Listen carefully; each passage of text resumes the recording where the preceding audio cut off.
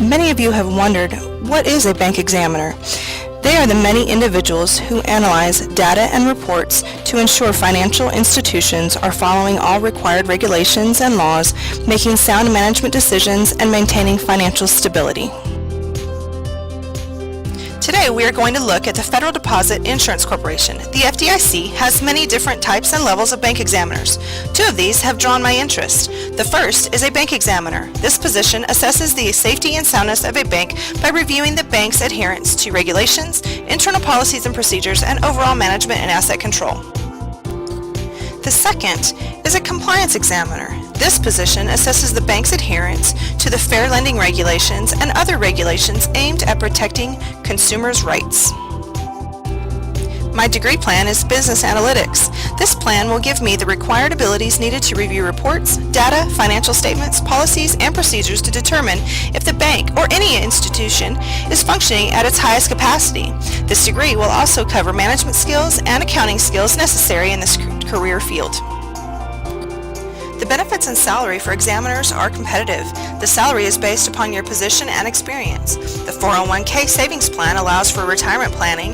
The insurances and paid leave are competitive within the market.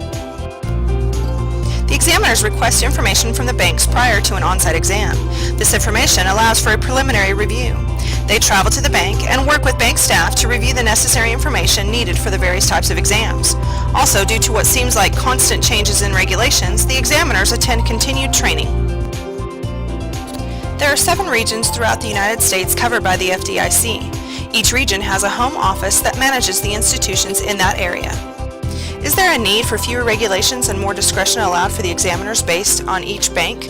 According to Esther George, president of the Federal Reserve Bank of Kansas City, in an article published in the American Banker in September of 2014, this added discretion used by examiners for community banks would allow for more appropriate regulation enforcement based on the institution's size. With so many regulations out there, you might ask what the examiners focus on the most. According to Mary Ellen Byree of the Huffington Post, a survey in which 180 financial institutions participated found that the stress tests required for large banks are also being recommended for small banks. The stress tests look at loan concentrations, assets, and market risk. In my experience from the banker's side of the table, the examiners are fulfilling a difficult role in the banking industry. They are often away from their friends and family in environments that are not always welcoming.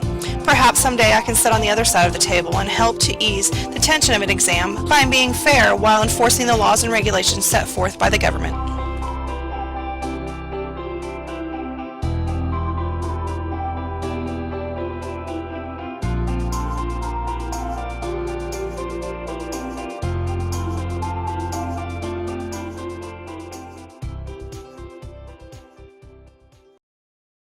Created using Powtoon.